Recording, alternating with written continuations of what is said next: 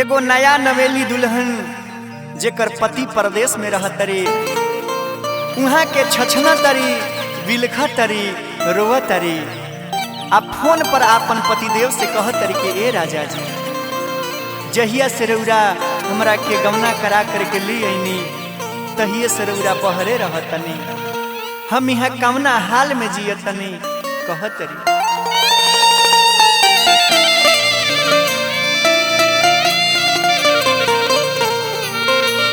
जहिया से छोड़ी के सैया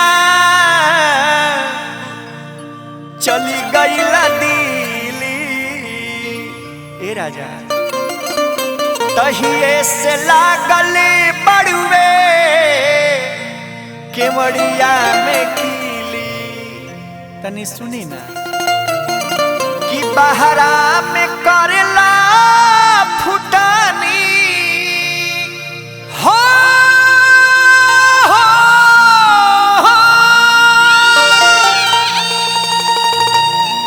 बहरा में करला फुटानी, ए राजा घर में रोवाता जवानी। बहरा में करला फुटानी, ए राजा घर में रोवाता जवानी।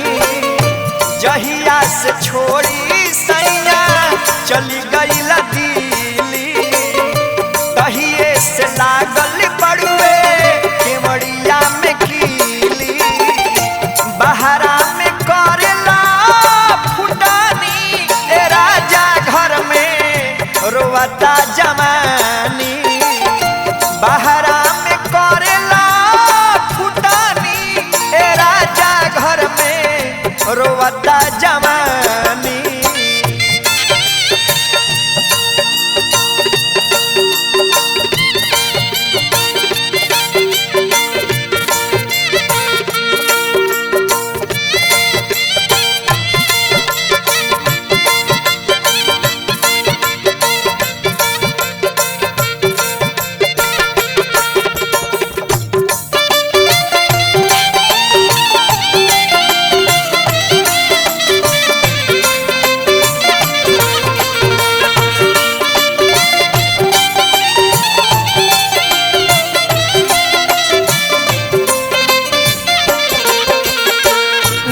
छछना तरी रोवा तरी के राजा जी, तहरा बिना ही आंगन सुना लागता, बिछौना काटे धावता। कह तरी कैसे कि बिरहा में रोवता जवानी दुनु बेरा, घरवा बुझाता भइल भूतवन के डेरा।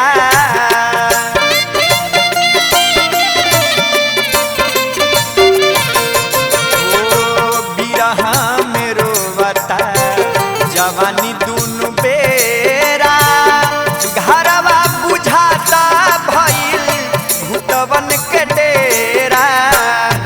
काहे तू करेला नादानी हो,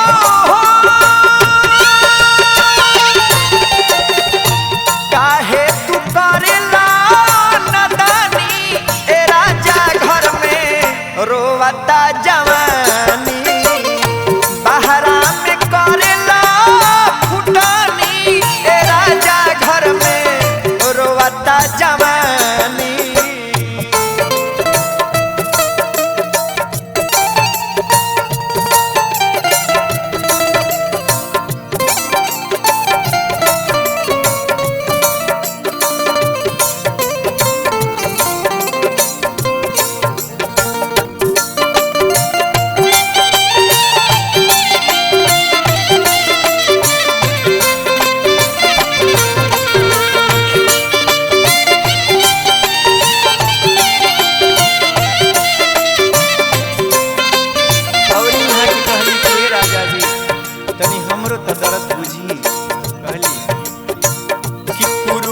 पवन जब अचरा उड़ावेला, एहो परदेसी तोहर याद बहुत आवेला।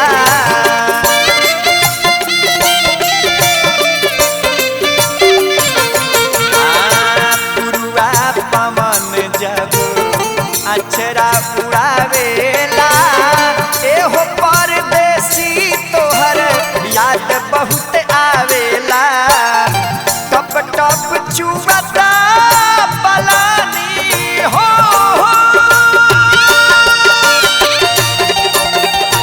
टप टप चुबता पलानी ए राजा घर में रोवता जवानी बहरा में करेला फुटानी ए राजा घर में रोवता जवानी जहिया से छोड़ी सैया चली गई लगीली तहिए से लागल बड़ुए केवड़िया में कीली बहरा में करेला फुटानी